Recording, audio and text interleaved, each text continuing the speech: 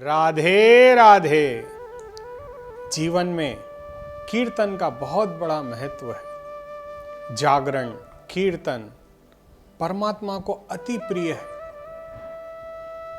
हम अक्सर देखते हैं कि जब हम भगवान की स्तुति भी करते हैं और यदि वह राग में करते हैं, संगीतमय वातावरण में करते हैं, तो उसका अपना एक दिव्य फल हमें प्राप्त होता है। परंतु कलयुग का ऐसा दुर्भाग्य है कि कलयुग में कीर्तन केवल एक ऐसा मार्ग था जिससे हम परमात्मा को सरलता से प्राप्त कर सकते थे, परंतु वो भी अब एक व्यवसाय हो गया है, एक दिखावा हो गया है, एक बनावटी व्यवहार हो गया है। एक्चुअली क्या था कि हमें प्रसन्न करना था परमात्मा को, परंतु हम आज के युग में प्रसन्न करते हैं लोगों को। अक्सर ऐसा देखा जाता है कि हमारी यदि कोई हमने मन्नत मांगी है या हमने कोई ख्वाहिश भगवान के सामने रखी थी जिसे परमात्मा ने पूरा कर दिया। अक्सर ऐसा देखा जाता है कि माता पिता अपने बच्चों की शादी के लिए मनौती मांगते हैं कि यदि इनका विवाह अच्छे घर में संपन्न हो जाए तो मैं माता की चौकी कराऊंगी, भगवान का कीर्तन कराऊंगी, बाबा श्याम की जोत जगाऊंगी इत्यादि कुल देवताओं की आराधना करूंगी। परंतु होता यह है कि हम इसको एक फेस्टिवल के रूप में बदल रहे हैं, एक ओकेशन के रूप में। फेस्टिवल भी नहीं बोल सकते, फेस्टिवल भी गलत वर्ड रहेगा।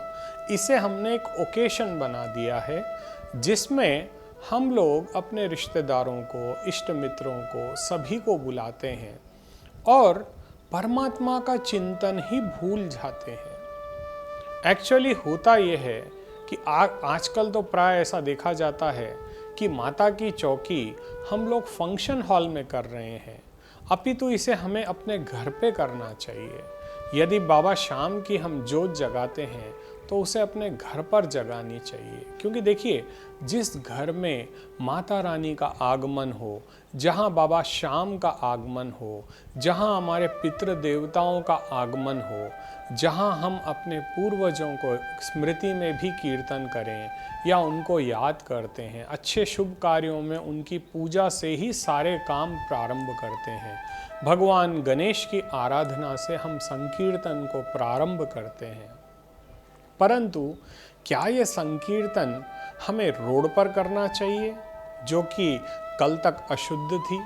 क्या हम उसे स्वच्छता प्रदान कर पाएंगे? इत्यादि कई इसमें सवाल खड़े होते हैं। फंक्शन हॉल में भी फंक्शन की जगहों पर कभी अच्छे फंक्शन भी होते हैं, कभी गलत फंक्शन भी होते हैं। तो क्या ऐसे स्थलों पर परमात्मा का आह्वान हमें करना चाहिए? तो इसके सवाल के जवाब में लोग कहते हैं कि हमें बहुत लोगों को बुलाना होता है और हमारा घर काफ़ी छोटा है और हम हमारे घर में कीर्तन नहीं कर सकते। एक्चुअली कीर्तन करने का तात्पर्य हमारा ये होना चाहिए कि हमें परमात्मा को प्रसन्न करना चाहिए, न कि पब्लिक को। देखिए, अक्सर कि जब आपके घर में संकीर्तन चल रहा हो तो आपको अपने आए हुए गेस्टों को टाइम देना पड़ता है, उन्हें समय उनके साथ व्यतीत करना पड़ता है, उनके मान सम्मान का ध्यान रखना पड़ता है। आप कीर्तन कर ही नहीं पाते हो, आप भगवान का नाम तक नहीं ले पाते हो, केवल व्यवस्थाओं में ही आपका समय चला जाता है। इतनी देर में कीर्तन या चौकी समाप्त हो जाती है। क्या हम ये जो कर रहे हैं, क्या ये सही है? एक बार इस पर विचार करें। देखिए, कीर्तन तो सूरदास जी करते थे। सूरदास जी अपनी छोटी सी कुटिया में बिना किसी श्रृंगार के, बिना किसी दरबार के, बिना किसी ज्योत प्रज्वलन के, केवल हरि नाम में अपने मन को लगाए रखते थे। उनके हर पद पे भगवान हरि का प्रेम, हरि का दुलार आपको अक्सर दिखाई देगा। हरिवंश जी भी उसी प्रकार से भगवान राधे कृष्ण की भक्ति में तल्लीन रहते थे। कलयुग में मीराबाई भी हमने सुना है कि केवल वो हरि के लिए ही अपने पद गाती थी, लोक दिखावा नहीं करती थी। और आज हम जो संकीर्तन कर रहे हैं या कीर्तन या जागरण कर रहे हैं, ये केवल लोगों का पेट भरने के लिए कर रहे हैं, परमात्मा को प्रसन्न नहीं कर रहे हैं। और हम ये सोचते हैं कि हमने इतना खर्च कीर्तन में किया है। कई बार ऐसा देखा जाता है कि कई जो लोग मंडल चलाते हैं और वहाँ पर जो चढ़ावा चढ़ता है वो संस्था इस्तेमाल करती है, संस्था उसका पैसा अपने घर पे रखती है और उसको पता नहीं किस कार्य में वो लोग खर्च करते हैं। लेकिन आपको पता है कि धर्म का पैसा यदि आपके घर आता है, क्योंकि देखिए जिसने भी ये पैसा चढ़ाया है वो आपको नहीं चढ़ाया है, उसने प्रभु को अर्पित किया है। तो ऐसे धन को अपने घर में यदि हम रखते हैं तो उससे हमारे कारोबार में भी नुकसान होता है, हमें घाटे लगते हैं। कई हमने ऐसे ऐसे मंडल देखे हैं जो बिखर जाते हैं, 2-4 साल 8 साल में निकल जाते हैं। मतलब उसमें से या तो उनके मेंबर्स हट जाएंगे या फिर वो मंडल ही समाप्त हो जाएगा, या उस मंडल चलाने वाले को आर्थिक रूप से इतनी कठिनाइयों का सामना करना पड़ता है कि वो जागरण या मंडल चला ही नहीं पाता है। आज यही हमारी सबसे बड़ी दुविधा है। और हम लाखों रुपए जो डेकोरेशन में लगाते हैं और जो पुष्पमालाएं भगवान को अर्पित करते हैं, अगले दिन वही पुष्प हमारे पैरों में आते हैं। यदि हो सके तो किसी भी विद्वान योग्य पंडित या गुरु से आप पूछ सकते हैं कि धर्म सिंधु में ये अंकित किया गया है कि भगवान पर जो पुष्प चढ़ते हैं, जो प्रसाद चढ़ता है, वो कभी हमारे पैरों के नीचे न आए। क्योंकि यदि हमारे पैरों के नीचे वो फूल आते हैं तो हमारा जो पुण्य हमने जमा किया है वो सारा नष्ट हो जाता है, अपितु करोड़ों जन्मों के पाप तले हम दब जाते हैं। एक बार की कथा है कि एक व्यक्ति भगवान शिव का परम भक्त था, परम भक्त। वो राजा इतना शिव का बहुत बड़ा भक्त था, परंतु एक बार उससे भी एक भूल हो गई कि उसने अपने सेवक को, जैसे वो डेली अभिषेक करता था भगवान का, और अगले दिन वो बोलता था कि इन फूलों को मट्टी के नीचे दबा दो, परंतु उनके शत्रुओं को उन्हें श्राप दिलवाना था, उसके पुण्य जो संचित थे उसको खत्म कराना था। तो उनके गुरुजी ने उनको ज्ञान दिया कि तुम एक काम करना कि यही शिव जी के जो चढ़े हुए पुष्प हैं, कल जब राजा इस मार्ग से जाए तो तुम इन्हीं पुष्पों को नीचे बिछाकर उसके ऊपर सूखे घास फूस डाल देना। और जब राजा इसके ऊपर से चला जाएगा तो आज तक जितना पुण्य उसने संचित किया है वो सारा का सारा पुण्य नष्ट हो जाएगा। तब तुम उस राजा पर विजय प्राप्त करके उसकी राजधानी पर कब्जा कर सकते हो। और वैसे ही हुआ।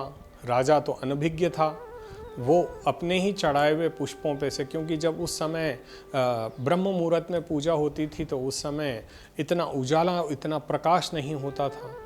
और राजा जब अपने महल से निकल करके उपवन के पास से होते हुए मंदिर जा रहा था तो उस मंदिर में उनके शत्रुओं ने ये कार्यक्रम किया। तो सोचो, एक राजा का राज्य बर्बाद हो गया केवल भगवान के चढ़े हुए पुष्पों पर पैर रखने से। और आज हम संकीर्तन में या जागरण में जो जो पुष्प हम भगवान को अर्पित करते हैं, हम उन्हें यथास्थान नहीं डालते, वो पता नहीं किन किन के पैरों में लगता है। अब आप सोचिए कि इसका दुष्परिणाम किसके खाते में भगवान लिखें। एक बार इसका अवश्य विचार करें। और साथ ही साथ यदि आपको संकीर्तन कराना है तो कृपया कर भोजन की व्यवस्था वहाँ से हटा दें। अब आप सोचोगे भोजन नहीं रहेगा तो कीर्तन कैसे होगा, क्योंकि आजकल प्राय देखा यही जाता है कि कीर्तन कम हो रहे हैं, भोजन ज़्यादा हो रहा है। आज जहाँ पर भी कीर्तन कराया जाता है वहाँ पे भक्तों के लिए बहुत भव्य रूप से प्रसाद की व्यवस्था होती है। प्रसाद का अर्थ है अल्प मात्रा में जिसे हम ग्रहण करें, परंतु होता इसका उल्टा है। हम वहाँ पे अधिक संख्या में ग्रहण करते हैं और उसको झूठा भी छोड़ देते हैं। आपको पता है, एक बार एक व्यक्ति, धनी व्यक्ति था, वो देवऋषि नारद, उस समय राजा, एक मान लीजिए धनी व्यक्ति को हम राजा ही कह सकते हैं, तो उस राजा ने नारद जी को, वो पैसे के मद में दीवाना हो गया था और वो बोला मेरे जैसा चक्रवर्ती सम्राट कोई नहीं है, आप बोलो मैं ऐसा क्या करूं जिससे सारी धन मोह माया नष्ट हो जाए और मैं प्रभु के मार्ग पर अग्रसर हो सकूं, क्योंकि मुझसे मेरा धन छूटता ही नहीं। मैं धन देता हूँ, उससे दुगना धन मेरे पास आता है। मैं दान दे देकर थक गया, लेकिन मेरे धन का भंडार भरता जा रहा है, वो धन कभी समाप्त नहीं हो रहा और इसी वजह से मैं मोह माया में पड़ा हूँ। तब नारद जी ने उसे एक बहुत अच्छी बात कही कि हे राजन, कल से तुम थोड़ा अन्न झूठा छोड़ दिया करो अपनी थाली में, यानी अन्न का तिरस्कार करना शुरू करो, और मैं अगले वर्ष तुम्हारे पास आऊँगा, तब हम बात करेंगे। तो देवऋषि नारद की बात सुनकर उस राजा ने अन्न का तिरस्कार करना प्रारंभ कर दिया, यानी अन्न झूठा छोड़ना शुरू कर दिया, जो कि आज हम हर किसी कीर्तन में देखते हैं। मंदिर में जब प्रसादी होती है तो लोग मंदिर का प्रसाद कम खाते हैं, झूठा ज़्यादा छोड़ते हैं, और यही झूठा अन्न छोड़ने की वजह से हम कमाने गए थे उस कीर्तन में पुण्य, पर कमा कर ले आए हैं अपने दुर्भाग्य को, क्योंकि हमने अन्न का तिरस्कार किया, और वो भी ऐसे अन्न का जो परमात्मा को समर्पित था, जिसे हम प्रसादी कहते हैं। प्रसादी में और अन्न में बहुत अंतर है। जब कोई अन्न परमात्मा को समर्पित कर दिया जाता है तो उसे प्रसाद कहा जाता है, यानी उसमें देव कृपा सम्मिलित है। और यदि हम ऐसे अन्न का तिरस्कार करते हैं, भगवान की पूजा के फूलों का तिरस्कार करते हैं, तो क्या हमारे पास हमारे पुण्य रह पाएंगे? इस बात पर विशेष ध्यान रखिएगा। यदि कीर्तन आपको कराना भी हो तो आप अपने घर में कराएं, किसी भी मित्र को ना बुलाएं, इष्ट संबंधियों को ना बुलाएं, क्योंकि किसी बड़े बुजुर्ग ने हमें कहा था कि भजन और भोजन पर्दे में ही अच्छा लगता है। यदि आपके सामने 100 लोग बैठे हैं और हम आपको केवल अकेले व्यक्ति को भोजन परोसें, तो क्या वो अन्न आपको पच पाएगा? नहीं पच पाएगा। वैसे ही भजन भी एकांत में किया जाता है परमात्मा की कृपा प्राप्त करने के लिए। भगवान श्री कृष्ण जब इस धराधाम को छोड़ करके जा रहे थे, तब उन्होंने उद्धव जी से श्रीमद् भागवत महापुराण के 11वें स्कंद में ये बात कही कि हे उद्धव, इस कलयुग में जब मैं यहाँ से चला जाऊँगा तो मेरा वास इस भागवत महापुराण में रहेगा, और जहाँ जहाँ इस भागवत महापुराण का पारायण होगा या पाठ होगा या मेरे नाम का संकीर्तन होगा, वहाँ मैं अवश्य आऊँगा। तो देखिए, कलयुग के अंदर वो बोलते हैं ना, कलयुग केवल नाम आधारा, सुमिर सुमिर नर उतरे पारा। तो कलयुग की ये बहुत बड़ी महिमा है कि हम भगवान के नाम का संकीर्तन करें, लेकिन ये संकीर्तन जगत दिखावे के लिए ना हो, उस गोविंद को मनाने के लिए हो, हमारे पितरों को तृप्त करने के लिए हो, हमारे गजानंद भगवान को तृप्त करने के लिए हो।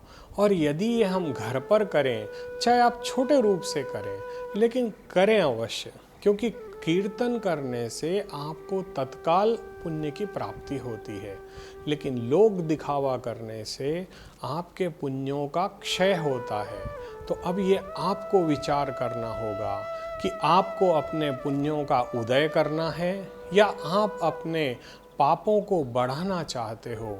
इस विषय पर एक बार गंभीरता से विचार करें, क्योंकि हम इस धराधाम में आए हैं, इस गृहस्थ आश्रम में हम जी रहे हैं अपने बच्चों की उन्नति के लिए, उनको आनंदित करने के लिए, उनके जीवन में हर सुख उनको प्रदान करने के लिए। लेकिन यदि भूलवश हमसे कुछ पाप हो जाए तो इसका भी परेशानी हमारी संतति को भुगतनी पड़ती है। एक बार इस विषय पर अवश्य ध्यान दें। राधे राधे।